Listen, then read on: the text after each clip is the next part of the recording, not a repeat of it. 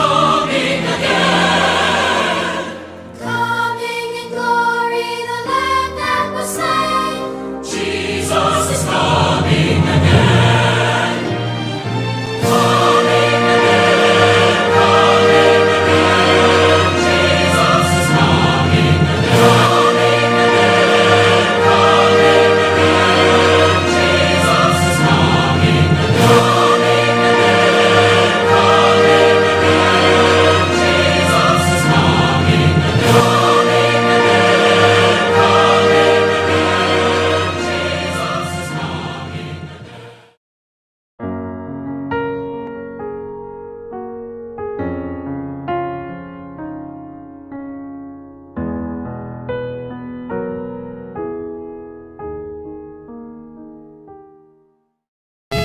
Beaucoup de gens seront surpris de se retrouver en enfer parce qu'ils se sont accrochés aux biens éphémères de ce monde. Je vous envoie ce message donc aujourd'hui. Préparez-vous de peur qu'à la dernière minute, vous disiez si j'avais su. Abubote asina Baza koma souvenir Amuna babiane yembe sindo ne mama semenete Amuma yobiana Entabane nchele Abobe nyanga bam Ambuna nezambe Amuna sinyu ya yelot Amama seya ya yena misema Majoye komo Buna nezambe te dange yominga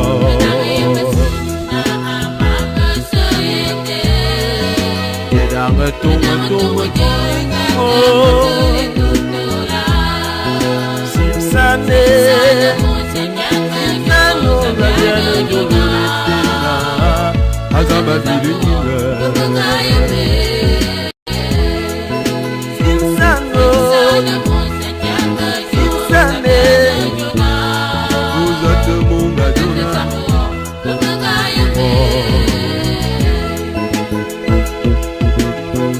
Le jour du jugement. Ce fameux jour, nous allons tous nous retrouver devant le Seigneur à faire le bilan de notre vie.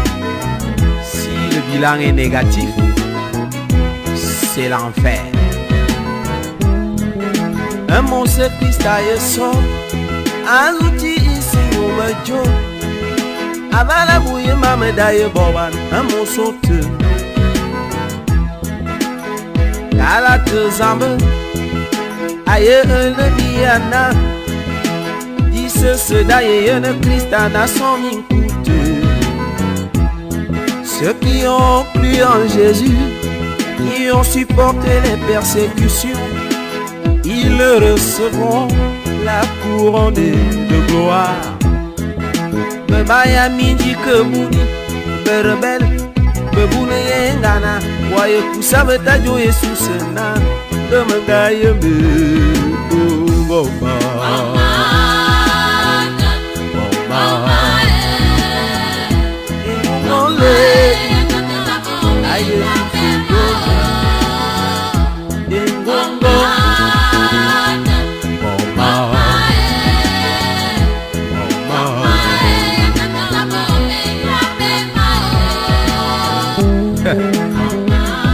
aye bona amuse Jesus aye son nazuti isingu na mejo emo milangala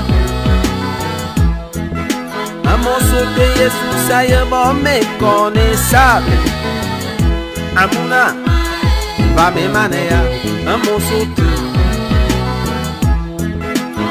Galate zambe la Bible nous le révèle aujourd'hui. Le jugement commencera dans l'église. A Jesus mengato pasteur, mengato prêtre, m'évêque, me dit à me woye, amba moni, de la sort.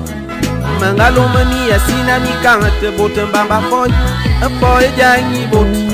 Minga kangate be philosophie, yemo milange, de la sort. Seigneur Jésus, moi j'étais ancien l'église. Bembende yabadjaye vebe kotabiye kole mamisi de la sort. Ah Jésus c'est mon majona, moi j'étais beta diacre. Bedi yakone yababon miyene, de yeme Jésus c'est de la sort. Un gâteau de ta choriste, les choristes de l'ambiance. Badjane veut me ababomo, pour le mamisi de la sort.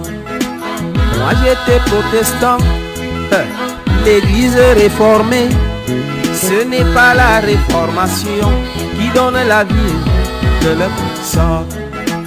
Seigneur Jésus, moi j'étais pentecôtiste, les seules églises réveillées. Est-ce que toi-même tu es réveillé? Tout doucement et l'auto sort. J'avais adoré Marie ta mère, j'étais même un mariologue, joséphologue. Il n'y a pas de audace dans mon royaume de le sort. Seigneur Jésus, en ton nom, j'ai chassé les démons. Je ne t'ai jamais envoyé à chasser de le sort. J'étais témoin de Jéhovah. Tu as bien fait de témoigner, mais j'aurais voulu que tu sois enfant de Dieu de le sort. J'étais musulman, le Coran parlait même de Jésus, c'est bon. Mais tu as refusé que je suis la vie de notre sort. J'étais rosicrucien, on m'a dit que Jésus tu étais maître rosicrucien. Era fombutuku, nada me fondo, c'est de notre sort. À vous les dirigeants du monde, vous avez refusé ma justice. Ce qui vous a intéressé, c'est le pouvoir et l'argent sort. Président, ministre, gouverneur, directeur, préfet pour diriger mes créatures. Tu ne t'es même pas soucié de tous ces gens de notre sort. Assez Yudo Dina disent ce sont des grands finish. Today you don't about the fire, they waiting for you in my coming. Go. Mimo, you drink tobacco, you jump. Woman, na you, fe na you, gonna saw. Angelo, my Judy, I want Angelo. Ozaka yo ne be susena, remanga yo be. Oh mama, mama, mama.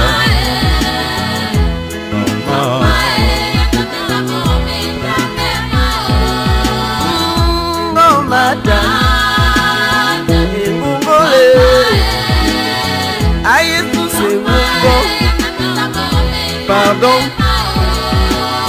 pardon papa. Imbungole, imbungole. Hey, hey, imbungole.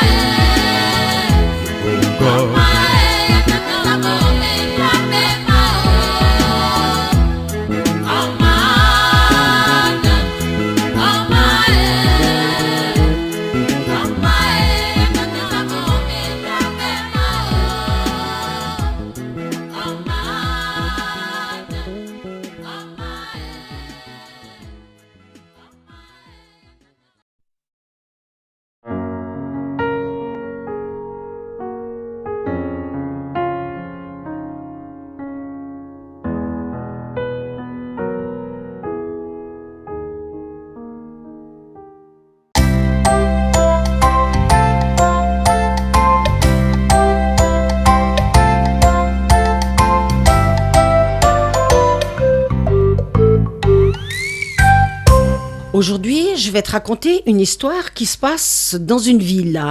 Une ville avec ses maisons, ses cours, ses trottoirs, ses rues, avec son marché aussi, avec tous les habitants, peut-être une école. Et puis, cette ville est entourée d'une grande muraille. En dehors de la ville, il y a des palmiers, une palmeraie. C'est pour ça que cette ville s'appelle la ville des palmiers, Jéricho, la ville des palmiers. Et puis, elle est construite aussi au bord d'un fleuve.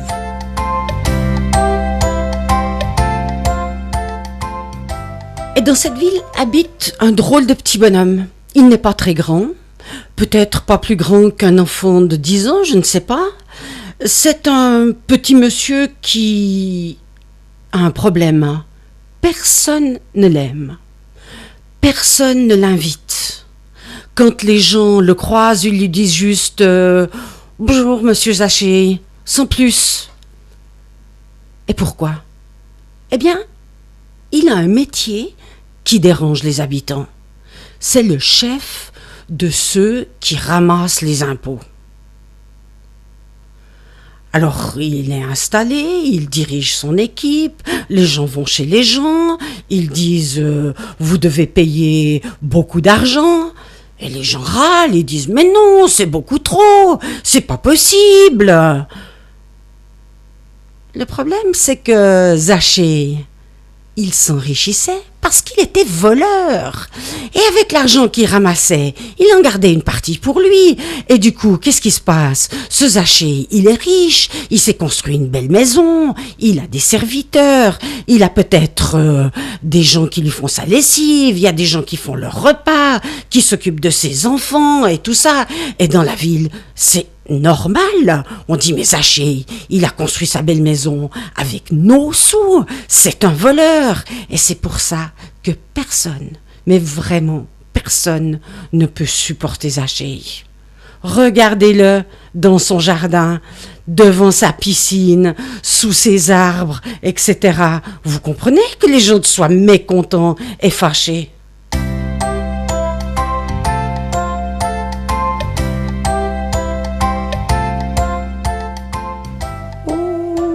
Qu'est-ce que j'entends ? Tiens. Voilà un drôle de visiteur. Mais c'est qui ce monsieur qui arrive dans la ville de Jéricho ? C'est Jésus. Comment ? Jésus ? Le Jésus ? Le vrai ? Moi, j'ai un voisin qui s'appelle Jésus, mais ce n'est pas lui. Est-ce que c'est le Jésus qui guérit les malades ? Celui qui donne à manger aux foules ? Alors, dans ce cas-là, si c'est ce Jésus-là, ça vaut la peine de sortir sur le trottoir pour le regarder passer. Et c'est comme ça que on a entendu les portes s'ouvrir, les volets claquer, et tous les gens qui se sont mis à courir et à se mettre sur le bord du trottoir. Jésus, Jésus, Jésus, Jésus. Et puis ils ont amené des malades, des gens fatigués, des vieux. Tout le monde voulait regarder Jésus, le Jésus, celui qui guérit. Et Zaché, qu'est-ce qu'il fait ? Est-ce qu'il suit la foule ? Mais personne l'aime, on va le jeter. Le voilà qui arrive. Ah, Zaché, tu peux courir pour avoir une place devant. Allez, file derrière, on n'a pas besoin de toi. Et voilà notre Zaché qui essaye, parce qu'il avait envie de voir Jésus. Il essaye, il saute, il essaye de grimper, et puis il revient en arrière. Mais personne ne lui fait un morceau de place, rien du tout. Zaché, comment tu vas t'en sortir pour voir Jésus ? Eh bien, Zaché, il a couru devant. Et puis, tout d'un coup, il a vu un arbre. Il a grimpé dedans, il est monté. Oh, il a eu un petit peu de peine, parce que comme il est tout petit, c'est pas évident. Il est grimpé dans l'arbre, caché dans les feuilles, et il se dit qu'il va regarder Jésus. Il en a tellement entendu parler. Et voilà notre Zaché, tout caché dans son arbre. Les habitants ne le voient pas. Jésus ne risque pas de le voir, mais lui, il va voir Jésus. Et qu'est-ce qui arrive ? C'est Jésus. Et Zaché ouvre grand ses yeux, tout rond. Et voilà que Jésus s'arrête au pied de l'arbre. Même si Zaché était caché dans les feuilles, il l'a vu. Et il lui a dit, mais Zaché, aujourd'hui je veux descendre. Je veux aller dans ta maison. Quelle surprise pour Zaché. il a invité Jésus. Il a fait une fête formidable. Ils ont sorti la table, les verres, les boissons, les fruits. Et puis Zachée, il était tellement émerveillé de voir Jésus. Il lui a dit, écoute Jésus, tu vois, je sais, je suis un peu voleur. Écoute, je vais faire comme ça. La moitié de ce que j'ai, je le distribue pour les pauvres. Et puis, si j'ai volé quelqu'un, au cas où, si j'ai volé quelqu'un, eh bien, je te promets, je vais lui rendre 4 fois plus que ce que je lui ai pris. Qu'est-ce qu'il a dit, Jésus? Il a dit, c'est pas possible. Non, c'est pas ça. Il a dit, aujourd'hui, Zachée, tu as changé de vie. Et ça, c'est formidable. Et c'est ça qui me réjouit.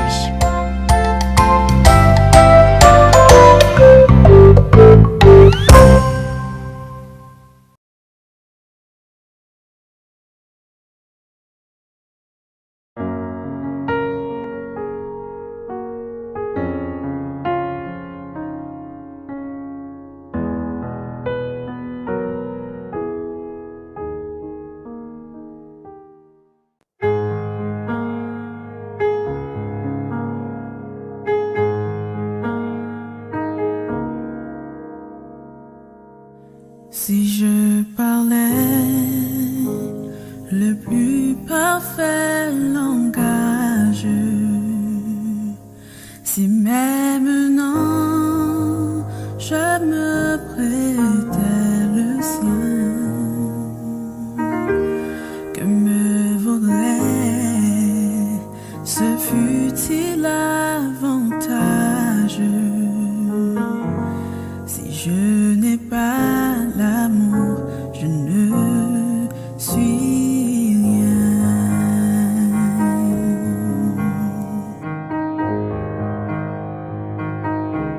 Je ne suis rien que n'air qui résonne, une cymbale au rythme répété. Tout manque encore aux grâces que tu donnes. Si je n'ai pas l'amour, je ne suis rien.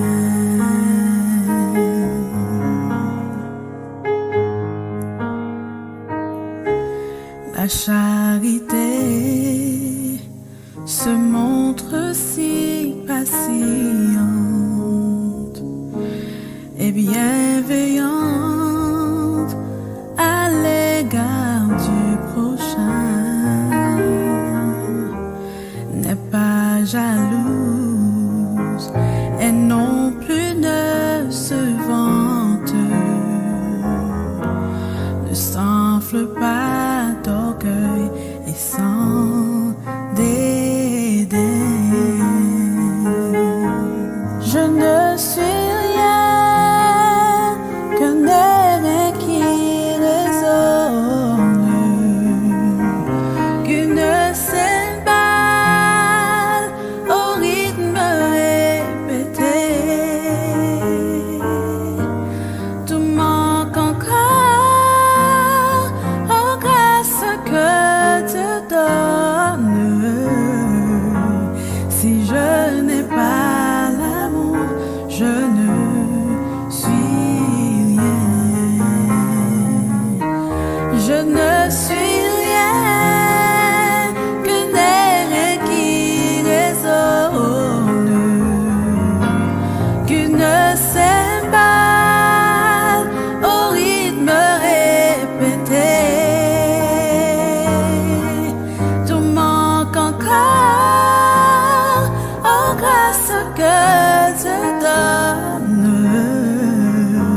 Si je n'ai pas l'amour, je ne suis rien. Si je n'ai pas l'amour, je ne suis rien. Si je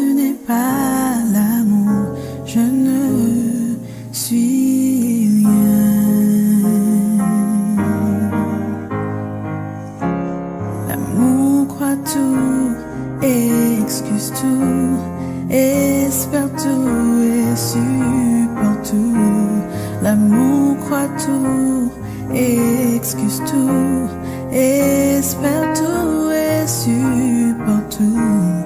L'amour croit tout, excuse tout, espère tout et supporte tout.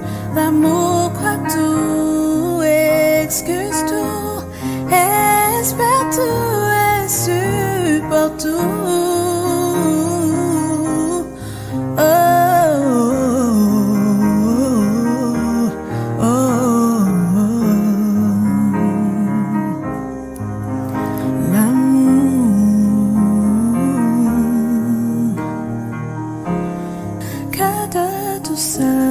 Et de paix, l'amour apporte. Que de douceur et de paix, l'amour apporte. Que de douceur et de paix, l'amour apporte. L'amour.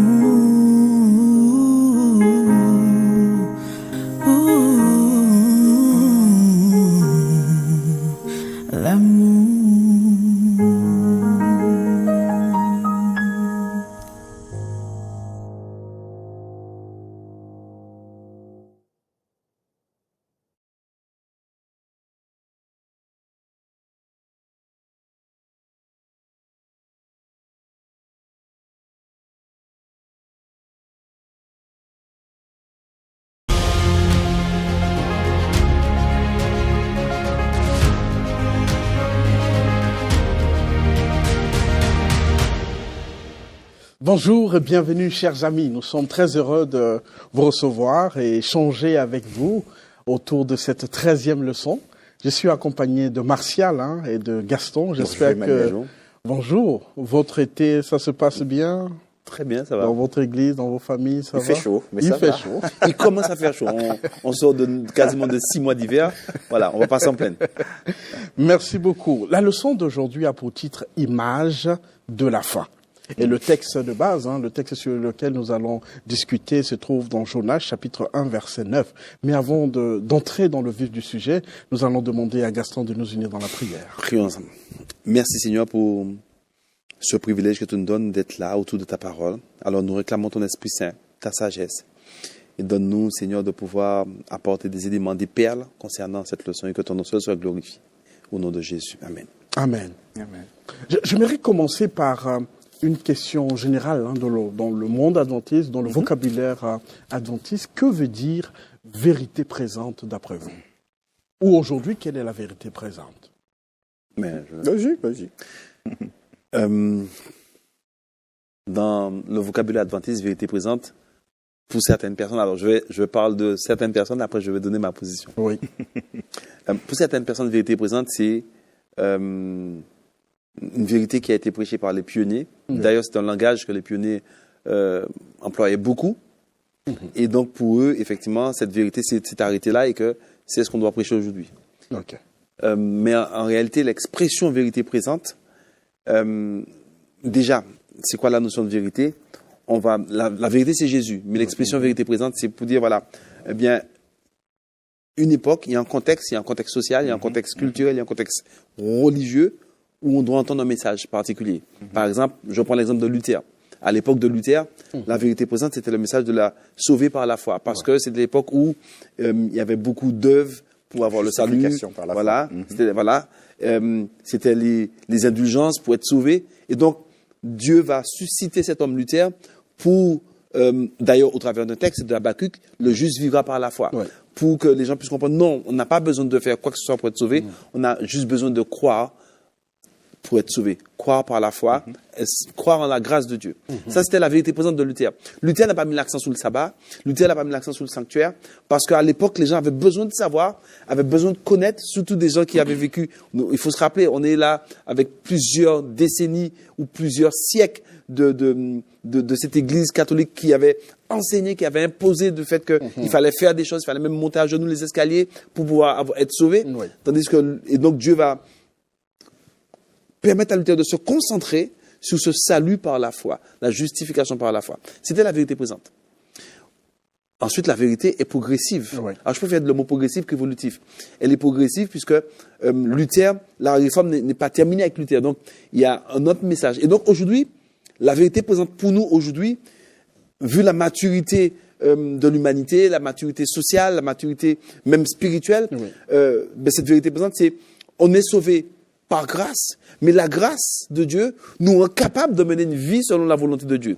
C'est la foi et les œuvres. Pas la foi sans les œuvres. Ok, donc d'après toi, la vérité présente change d'une génération, d'une époque à l'autre, quoi. Ah, c'est pas que la vérité qui change. Oui. C'est le message est prêché en fonction du contexte de l'époque, en fonction du contexte que les gens ont besoin d'entendre. À l'époque des gars de l'Ancien Testament, bien sûr, il y avait un contexte pour certaines choses, pour des mœurs. Aujourd'hui, je crois que le monde a besoin d'entendre une chose, c'est que c'est Jésus qui sauve. Oui. On est sauvé par grâce. Mais lorsque Jésus nous sauve, eh bien, Jésus nous change, il nous transforme et il nous rend capables de marcher selon sa volonté. Comment je vais expliquer ça? Si aujourd'hui, je clame haut et fort que je suis sauvé par grâce et que les gens qui doivent continuer à vivre avec moi doivent souffrir, même mon chien, ils auront du mal à accepter cette grâce. Ils doivent savoir que Jésus sauve, tu lui donneras le nom de Jésus, c'est lui qui sauvera son peuple de ses péchés, pas dans ses péchés. Jésus sauve, mais il nous rend victorieux par sa grâce. Je te vois sourire un peu, Martial. Je ne sais pas, qu'est-ce que tu en penses de ce que... Non, il a dit que son chien devra être sauvé aussi. C'est pour ça que ça m'a fait sourire. J'ai dit, si mon chien doit... si je clame haut et fort que je suis sauvé par grâce et que les gens qui vivent avec moi doivent souffrir, même mon chien qui est en train de souffrir, lui-même aura du mal à accepter ce salut par la grâce. Il faut qu'il voit un changement dans ma vie. Ouais. J'amène peut-être un élément supplémentaire. Je crois que la vérité ne change pas. Elle évolue pas non plus. La vérité, il l'a dit avec pertinence, la vérité c'est Jésus. Jésus ne change pas. Je suis le même hier, aujourd'hui, éternellement. Néanmoins, notre perception de la vérité change et évolue. En d'autres termes, oui, absolument, il est progressif. C'est-à-dire que aujourd'hui, on voit Dieu, Jésus, sur une facette, et parce qu'on aura mûri dans 2-3 semaines, dans 2-3 ans, on le percevra différemment. Et on regarde bien, le texte biblique, il n'a pas changé. Et pourtant, notre lecture du texte, évolue, grandit, on comprend mieux. Ainsi, moi, j'ai envie de proposer sur cette expression de vérité présente. C'est vrai, Dieu a un message à donner à son peuple à chaque moment de sa vie, de l'évolution. Néanmoins, il nous permet de le voir sur toutes ces facettes sans pour autant arriver jusqu'à maîtriser Dieu. J'appelle moi ça une rééducation de l'espèce humaine. En d'autres termes, Dieu nous prend là où on est et il nous dit, j'ai un message pour toi aujourd'hui, dans 3 ans, tu en auras un autre. C'est comme le bébé, on commence à lui donner le lait. Et une fois que il a assimilé le lait, il veut plus de lait, il veut quelque chose de solide, des compotes ou des choses. Et ensuite, vous allez manger ce qu'on appelle chez moi des ignames, par exemple, ou des dachines, etc. Quelque chose de beaucoup plus consistant. Le chrétien, me semble-t-il, dans l'évolution même de l'Église de A jusqu'à sa venue, mais dans sa propre vie, doit également évoluer. Ce qu'il consommait petit, bébé, s'il continue à le consommer 25-30 ans plus tard, il y a un problème. Par contre, bien évidemment, les nutriments sont différents, mais le message en lui-même, si je fais le parallèle avec le texte biblique, a grandi. J'ai mieux compris. Et finalement, je m'inscris dans cette dynamique. D'ailleurs, juste pour aller dans ce sens, vous savez, au début de l'adventisme, si vous regardez bien l'histoire de l'adventisme, des premiers adventistes, au début, lorsqu'ils commençaient à observer le sabbat, eh bien, ils faisaient le sabbat le matin, l'après-midi, chacun vaquait à ses occupations. Absolument. La compréhension est venue de manière progressive de l'observation du sabbat. Et j'aimerais peut-être donner un dernier élément. Toujours là, on est dans une dynamique où on veut réfléchir, qu'on veut mieux comprendre cette vérité présente. Je suis un peu parfois chagriné de certaines personnes qui affirment très souvent que non mais les pionniers ont dit ça et c'est ça. Et donc en fait aujourd'hui on n'a rien d'autre à dire. Moi je trouve ça très curieux. Ils ont dit ça, oui, mais c'est pas que c'est faux. Ce qui est intéressant avec le texte biblique, c'est un millefeuille. C'est-à-dire qu'ils ont posé quelque chose. Nous on bâtit aussi. Absolument. Le Seigneur continue à nous ouvrir l'esprit pour que nous puissions continuer à bâtir dessus. Alors, il va pas tout enlever, ça marche. Le cas échéant, il va peut-être enlever les angles parce que à un moment, on a une perception particulière. Mais maintenant, on continue millefeuille, le millefeuille, couche après couche. Mais il faut progresser, en fait. Mais oui, tu as parlé de la Bible, vous avez fait référence à la Bible. Ouais. Et je pense que dans l'Ancien Testament, il y a un livre, du nom de Jonas, Absolument. Jonas, et il était appelé à remplir une mission dans le livre de Jonas. Ouais. Quelle était la vérité présente pour l'époque de Jonas? Si chaque époque a une perception de cette vérité-là. La seule vérité, c'est Jésus-Christ. À l'époque de Jonas, quelle était la vérité qui était... Alors, voilà, le temps que mon collègue... Vas-y, Ouais. vas-y, non, choisis. Jonas avait une mission particulière. Oui. Alors, il n'aimait pas le peuple de Ninive. Probablement, ils ont eu maille à partir avant le peuple de Ninive, Babylone. Hein. Oui. Donc, des gens durs, rustres, qui aimaient l'idolâtrie, tout ce qu'un croyant chrétien n'aime pas. Hein. Ça marche, ça c'est Ninive. Et par conséquent, Dieu lui dit, écoute, là maintenant, il y a une... tu as une mission. Ouais. Mais je crois que cette mission de Jonas à Ninive est encore la même aujourd'hui. Oui. Pourquoi? Repentez-vous, parce que si vous ne vous repentez pas, il va arriver une catastrophe. Donc, d'après toi, alors, cette vérité, c'était le message de la repentance. absolument.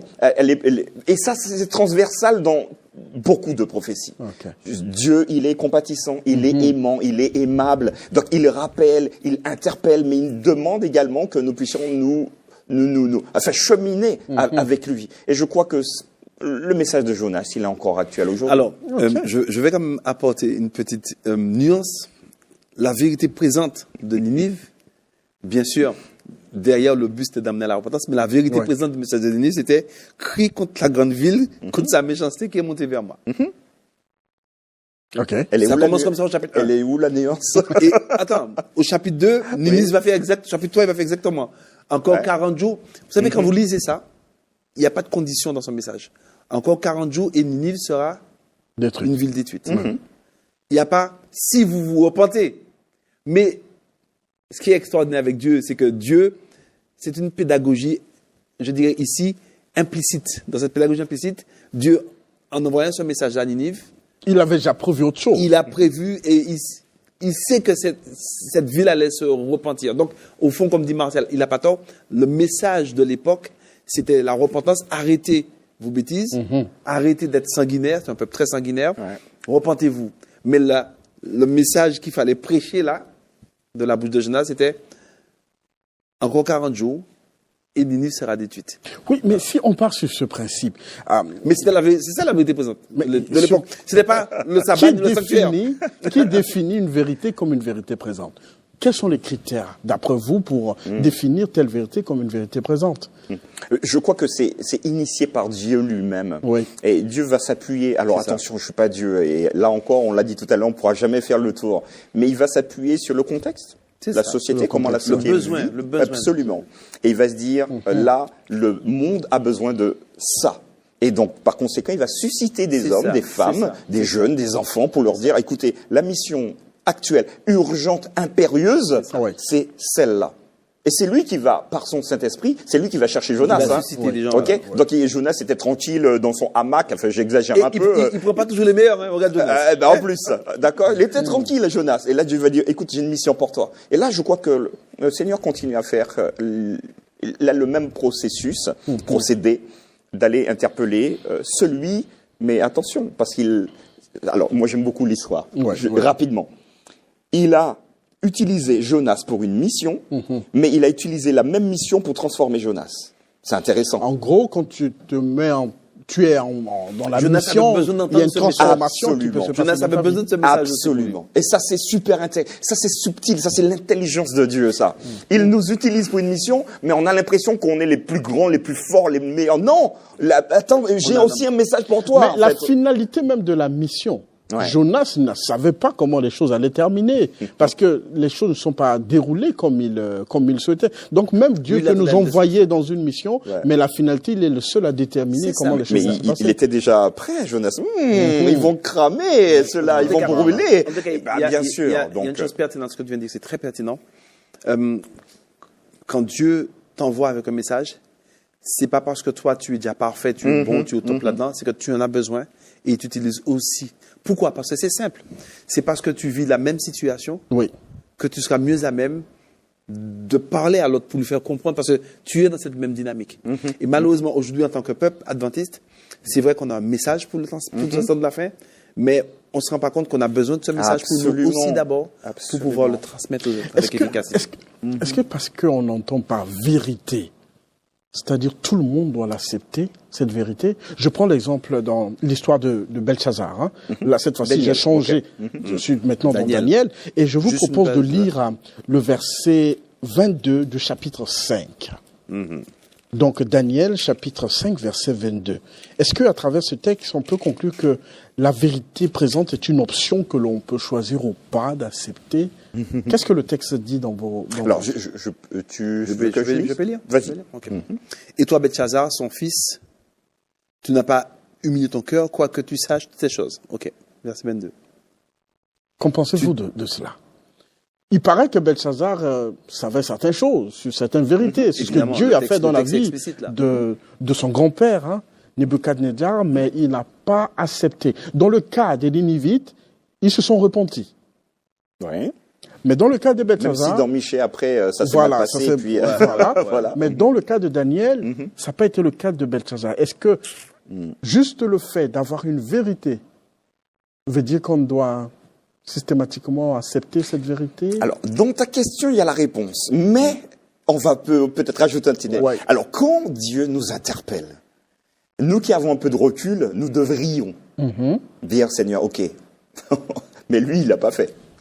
Il y a un texte, d'ailleurs, qui est intéressant. Je mets devant vous deux choix. Oui. La vie et la mort. La bénédiction, la malédiction. Mais Dieu nous dit, mais choisissez la vie, les amis. Par conséquent, nous restons totalement libres. Et lui, il est resté également libre parce qu'il avait la connaissance intellectuelle qu'il ne s'est pas traduite, cette connaissance, en acte et en fait.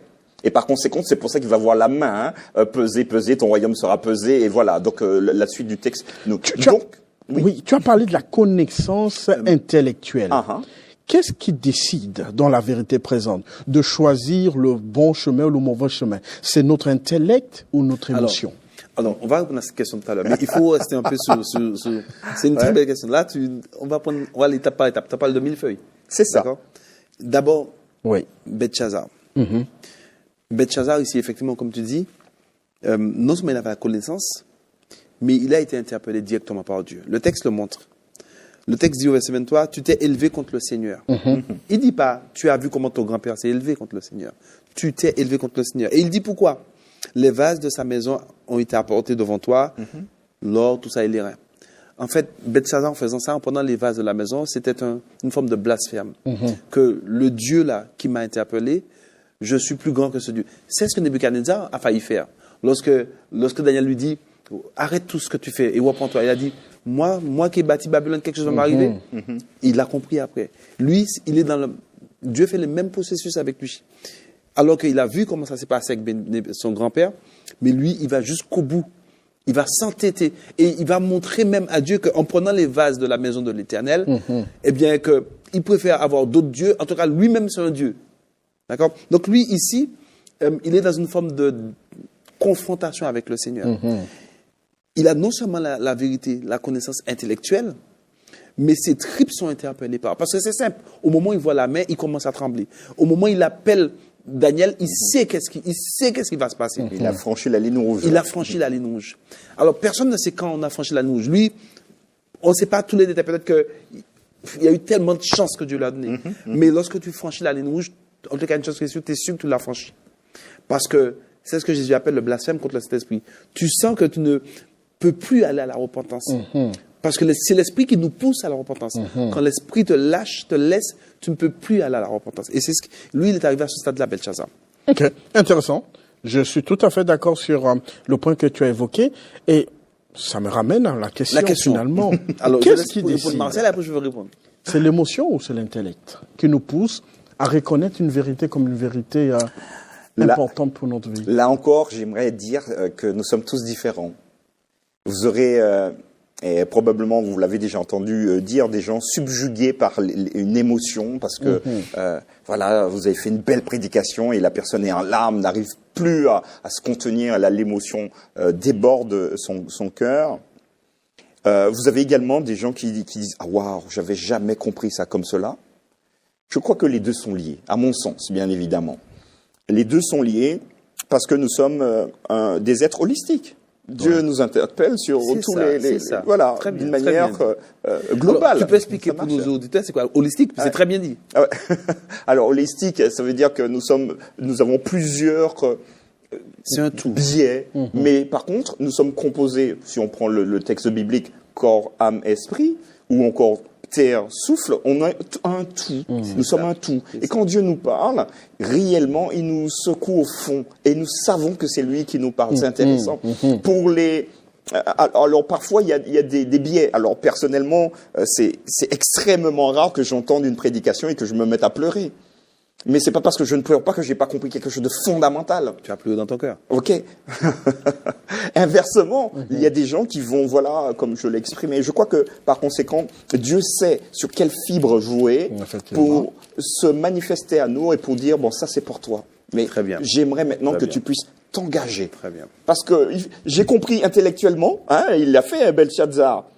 Et alors, est-ce que n'a pas été touché. Voilà, exactement. Est-ce que la suite a donné des résultats? Non. Et inversement, et ne tombons pas dans le piège de venir chaque sabbat au culte. Ah, mais il faut que je ressente. Ah, Seigneur, fais-moi ressentir. Mais tu veux ressentir quoi, en fait? Tu viens prendre excusez-moi, je suis un peu léger, ta petite picousse de drogue.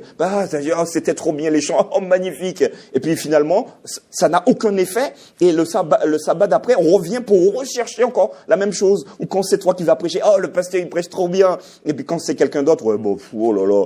Mais voilà, dépasser ça et finalement être ouvert.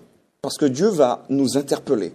Et avec X ou Y ou de telle manière, d'ailleurs il parle tantôt d'une manière, tantôt d'une autre, soyons prêts à écouter et surtout, soyons prêts à nous engager, ce que notre ami Belshazzar n'a pas fait. Pour aller dans son sens, il faut les deux. Il faut le pathos, mais il faut aussi l'intellect aussi. Pourquoi? Le Parce pathos, c'est-à-dire? C'est tout ce qui est l'émotion, tout ça, d'accord? En fait, il y a deux processus qui rentrent en jeu lorsqu'on parle à quelqu'un. Par exemple, on parle et le fait de te parler, si je parle pendant 1 heure avec toi, eh bien, tout ce que je te dis, à un moment donné, ton conscient, parce que notre cerveau est composé de 2 cas, le conscient et le subconscient. Tout ce que je te dis là, tu l'analyses parce que, bon, ça fait que 5 minutes, je te parle. Donc, tout ça rentre dans le conscient, tu l'as analysé. Mais à un moment donné, quand c'est trop long, ça rentre automatiquement dans le subconscient. Et tout ce qui rentre dans le subconscient, on n'a pas analysé, eh bien, ça peut agir de manière négative comme de manière positive sur notre vie. Ce qui se passe, lorsque quelqu'un écoute un message, il faut que son intellect soit en action. Il faut qu'il analyse. Il faut que cette personne analyse pour comprendre ce qui est dit. Et en comprenant, il faut qu'il y ait de l'émotion aussi. L'émotion permet aussi de dire, voilà, ok, ça a touché mon cœur, ça me touche dans les tripes, j'ai compris, je m'engage avec le Seigneur. Malheureusement, ce qui se passe aujourd'hui, il y a 2 écoles. Il y a l'école où on touche qu'au pathos, parce que des prédicateurs qui sont préparés pour ça, ils vont prêcher avec une force, et ça va toucher que l'émotion. Sur le coup, comme tu dis, les gens vont pleurer, les gens vont se balancer comme ça, les gens vont tomber par terre parfois, d'autres vont accepter sur le coup, mais 1 semaine après, 1 mois après, puisque ça n'a pas été analysé par l'intellect, ces personnes-là sont refroidies. C'est pas ce que Dieu cherche. Dieu veut des gens durables. Mais aussi, il y a l'école aussi où on parle qu'au rationnel, qu'à l'intellect. Les personnes vont comprendre. Ah, mais c'est vrai, mais je suis convaincu de ça, mais ça ne m'intéresse pas quand même. Ça s'arrête parce là, que l'émotion n'a pas été touchée. Donc, il faut les deux. Et Dieu veut que les deux soient touchés. Voilà. Vous êtes des pasteurs de vos différentes communautés, mais concrètement, nous sommes en 2025. Nos contemporains, je pense qu'ils ont ce besoin d'écouter cette vérité présente. Qu'est-ce qu'il faut faire pour leur transmettre ce message? Est-ce qu'il nous faut travailler uniquement sur l'émotionnel? Je ne vais pas répondre à ce que tu as dit, l'émotionnel, ou bien uniquement sur l'intellect, ou bien les deux. Mais si c'est les deux, concrètement, ça se passe comment? Alors, j'ai une approche que je pourrais proposer ici. D'abord, Dieu nous a donné une intelligence, il faut réfléchir. Donc avant d'aller commencer à transmettre un message, on s'assoit, on analyse. Et d'ailleurs, on a un super cerveau pour ça. Est-ce qu'il y a des freins? Est-ce qu'il y a des choses qui bloquent? Est-ce qu'il y a un style? Voilà, il faut analyser tout ça et dire, bon, Seigneur, voilà tout ce qu'on a mis sur la table, mais 3 qu'est-ce que tu veux qu'on fasse et comment on le fait. Je vais prendre un exemple tout simple. Quand nous faisons une campagne d'évangélisation, on l'appelle comme ça, une semaine d'évangélisation de réflexion biblique, on appelle les meilleurs, ok, on va appeler telle personne, on fait tous nos plans et puis après on dit on va prier. Ben, on a fait tout l'inverse. C'est pas notre mission. Nous sommes des participants, mais ce n'est pas notre mission. Et je crois vraiment, avant de partir dans n'importe quelle dynamique d'évangélisation, Seigneur, c'est vrai, c'est ta mission, mais aiguille-nous, aiguille-nous. Et pourtant, on fait l'inverse. On va prendre les meilleurs musiciens, les meilleurs chanteurs, les meilleurs prédicateurs, les meilleurs traducteurs, la technique la plus évolutive et les derniers cris. Voilà, on a préparé tout ça. Maintenant, les amis, allons prions quand même pour que le Seigneur, il va faire avec nous. Mais c'est nous qui avons choisi cette voie-là. Et ça, c'est intéressant de remettre tout ça dans le contexte. Alors, s'agissant maintenant du public cible, se poser la question, mais ils ont besoin de quoi, ces personnes? Dans Jonas, Dieu savait exactement ce qu'il fallait dire à Ninive. C'est ça. Ça marche. Oui. Et par conséquent, les habitants de Ninive ne savaient pas qu'ils avaient besoin de ça. Par contre, Dieu va dire, suscité le besoin. Voilà. Dieu va dire à Jonas, toi, tu vas là-bas et tu vas leur dire ça. Et pas autre chose. Et ça. Mais peut-être que nous sommes tellement avancés que il faut qu'on parle du sabbat, il faut pas manger du porc, voilà. Et puis on fait, est-ce qu'ils ont besoin de ça, en fait? Et voilà, donc c'est interpellant. D'abord, donc juste avant de donner la parole à mon collègue, parce que je ne veux pas être trop large, d'abord une connexion avec le Seigneur. Seigneur, voilà, je suis à ta disposition, et c'est pas l'inverse. Tu n'es pas à ma disposition. J'ai des dons, des capacités, des talents très bien. Néanmoins, j'ai besoin de toi pour que tu puisses nous aiguiller, parce qu'on travaille en équipe. Par rapport au message qu'il faut donner. Absolument. Une fois ça c'est fait, qu'il nous a donné la ligne directrice, maintenant on va construire autour. Mais c'est pas mon message, c'est celui de Dieu. C'est ça. Et je pense que tu l'as dit, c'est être attentif à leurs besoins. Être attentif à leurs besoins.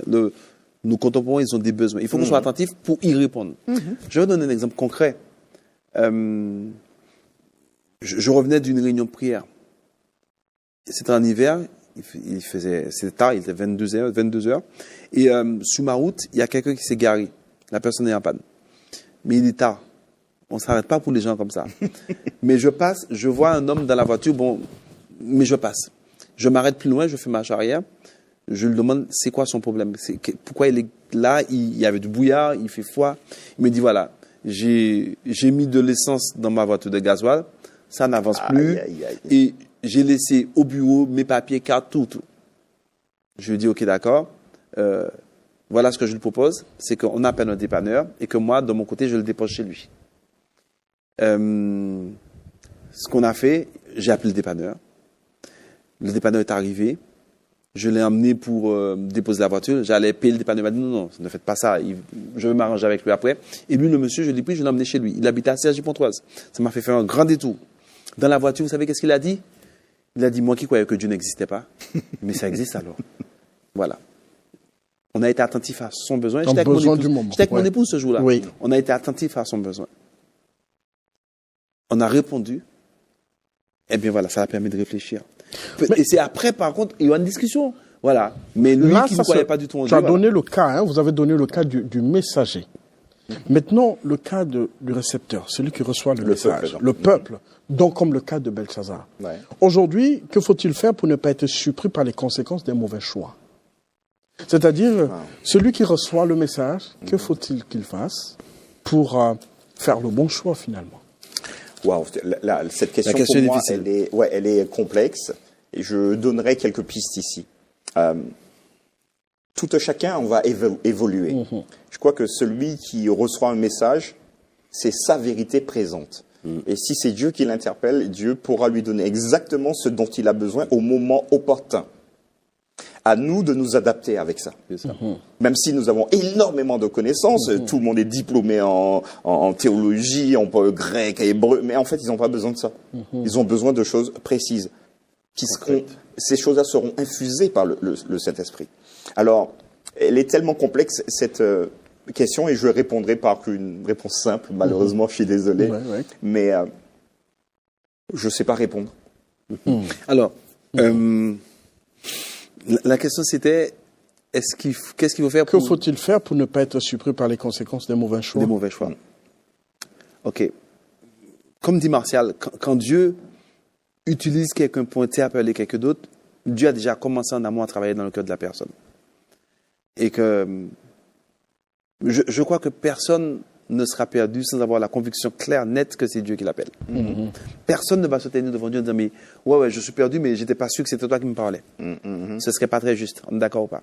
Donc quand Dieu interpelle, comme Belshazzar, c'est parce qu'il a été convaincu que Dieu l'a interpellé.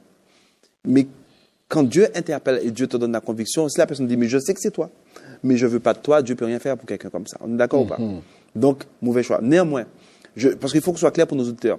Des gens peuvent faire des bons choix, soit disant qu'ils vont devenir de mauvais choix aussi. Donc, parfois, tant qu'on est dans ce monde-là, on n'est jamais sûr que notre choix soit un bon choix absolu. Comprends ce que je veux dire? Tu peux décider de prendre l'intersection à droite parce que pour aller plus vite pour arriver à tel endroit et tu butes sur quelqu'un finalement que c'était pas un bon choix forcément. D'accord? Mais concernant Dieu, quand Dieu interpelle quelqu'un, Dieu donne les raisons, Dieu donne les preuves, Dieu se présente à la personne, Dieu se révèle à la personne. Personne ne sera perdu, mais je dis bien personne ne sera perdu sans avoir la conviction que Dieu l'a interpellé. Amen, amen. Et donc, à ce moment-là, lorsque la personne fait un choix, c'est ni un bon ou un mauvais choix, la personne a fait un choix, soit pour, soit contre. Belshazzar avait fait un choix. J'ai décidé que je ne veux pas de toi dans ma vie. Dieu peut rien faire pour quelqu'un qui est convaincu que c'est lui. C'est comme Lucifer, il est convaincu de la bonté de Dieu. Il est convaincu plus que tout autre être dans le ciel que Dieu il est bon. Mais il a décidé d'aller à l'encontre de ça. Dieu ne pouvait rien faire pour lui d'autre. Merci beaucoup. Si vous acceptez, nous allons clôturer sur ces paroles. Merci beaucoup pour votre participation, ainsi que vous qui nous suivez depuis plusieurs semaines, parce que nous avons terminé la leçon de ce trimestre. Que le Seigneur vous bénisse et on se donne rendez-vous la semaine prochaine pour un nouveau titre. Au revoir.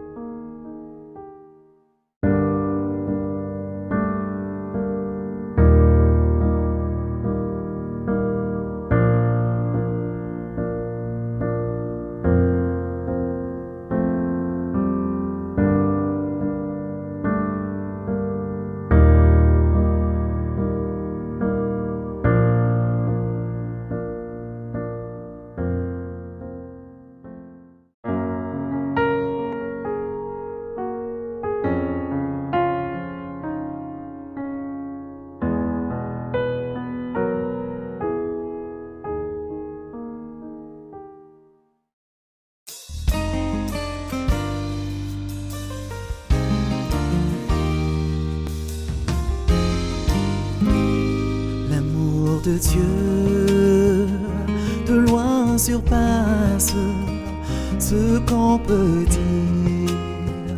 Un cœur humain, il est plus grand que les espaces, même en l'abîme, il nous atteint. Pour le péché de notre monde, Dieu nous donna Jésus. Il nous pardonne nos paix profondes, il sauve les perdus. L'amour de Dieu, si fort, si tendre, est un amour parfait. Tel est le chant que font entendre les anges et les saints.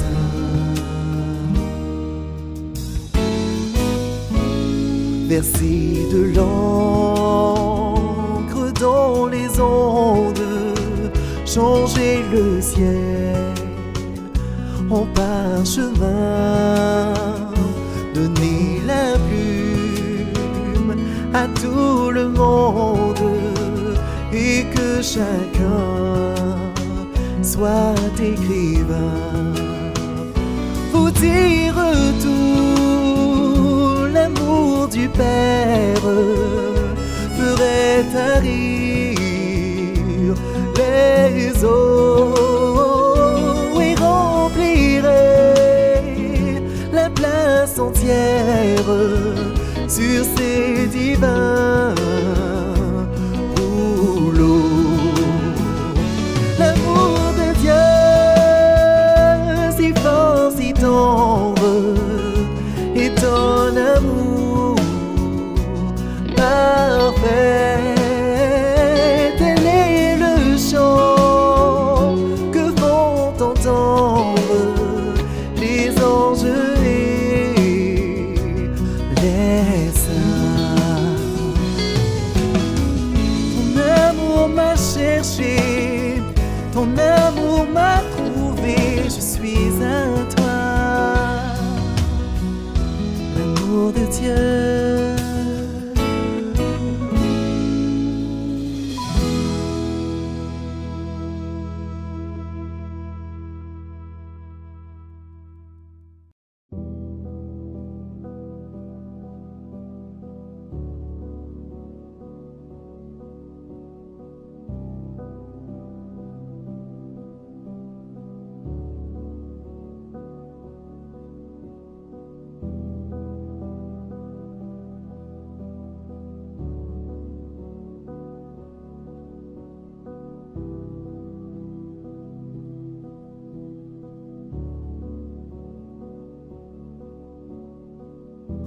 Amis internautes, frères et sœurs dans le Seigneur, notre monde, cette fabuleuse planète, traîne derrière elle une lamentable histoire.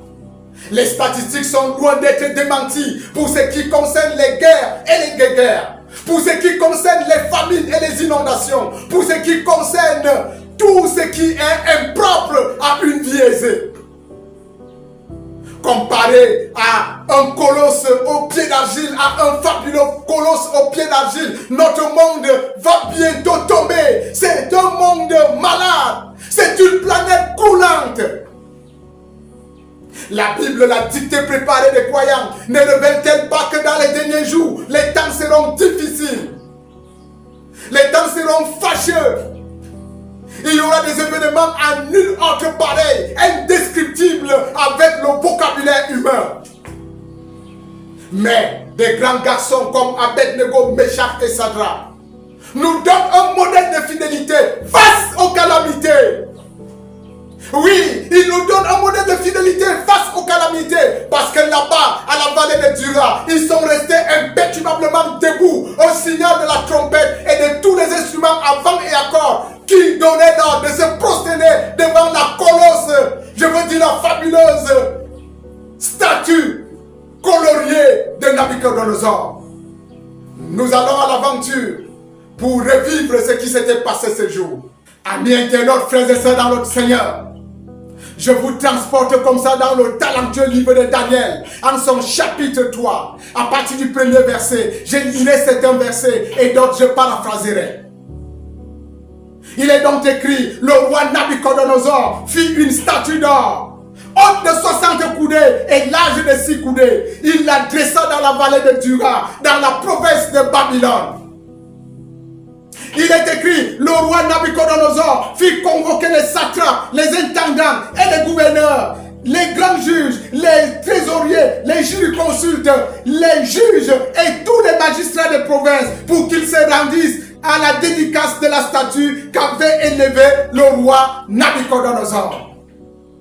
Il est écrit, alors les satrapes, les intendants et les gouverneurs, les grands juges, les trésoriers, les jurisconsultes, les juges et tous les magistrats de province s'assemblèrent pour la dédicace de la statue qu'avait élevée le roi Nabucodonosor. Ils se placèrent devant la statue qu'avait élevée le roi Nabucodonosor.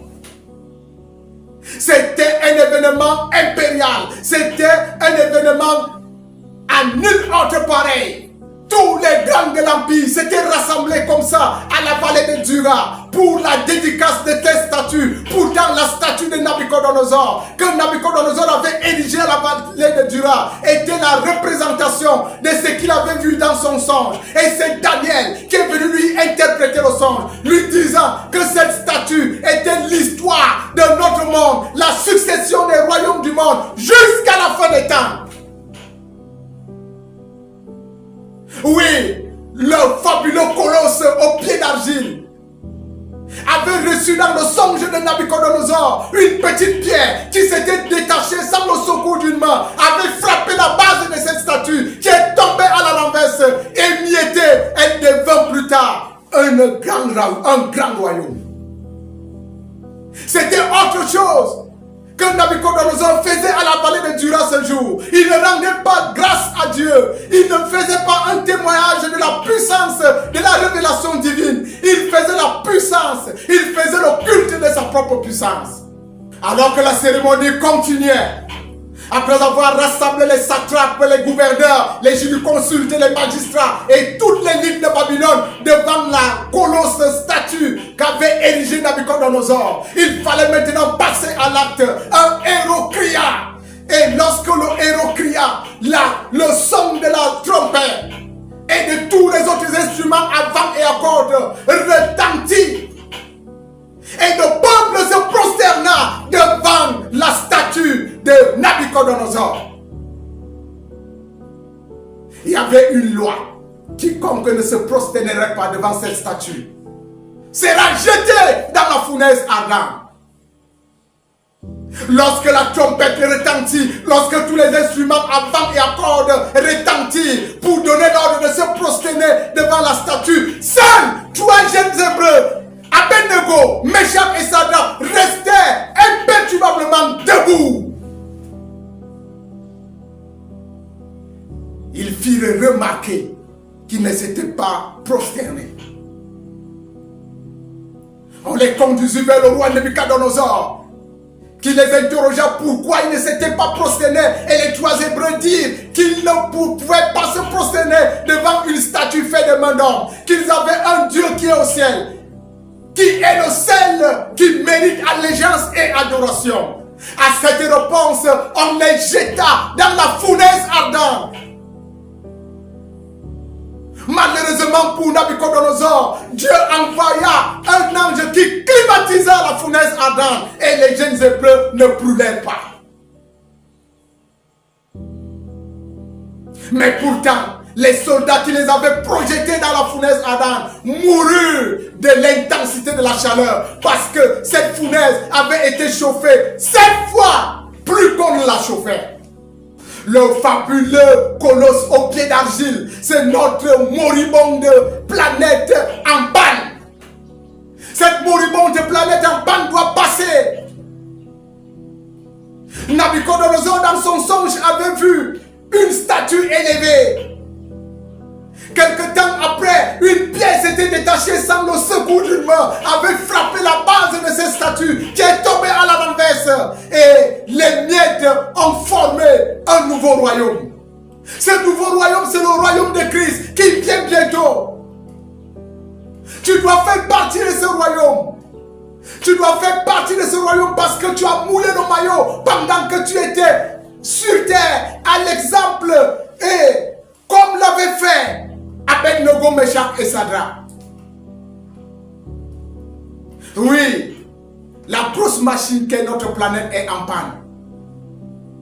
Il y a des guerres ici, il y a des guerres par là, il y a les crises par là, il y a. Ce n'est plus un endroit habité. Ce n'est plus le paradis que le Seigneur avait créé. C'est devenu un panier de crabes où les crabes ont pris de l'envergure dans toutes les méthodes de guerre. C'est pour cela qu'à partir de maintenant, on doit tremper notre caractère comme l'avait fait Abed-Nego, Meshach et Sadra. Ils n'avaient pas été capables de rester debout à la vallée de Dura parce qu'ils avaient armé cette décision ce même jour. Ils avaient commencé à tremper leur caractère depuis leur pays en Israël avant la déportation. Et arrivés en terre étrangère, les habitudes acquises sont restées. Les habitudes de l'adoration de Dieu et non des statues. Voilà une semaine terminée et une grâce de plus que le Seigneur nous a donnée. Nous habitons un fabuleux colosse au pied d'argile. Tout ce qu'il y a dans cette planète n'est que éphémère et vanité. Regardons au ciel et demandons la puissance nécessaire qui nous accompagnera à faire un voyage terrestre dont la destination sera l'éternité. Passe un agréable sabbat et adore Dieu en force et en puissance. Shalom.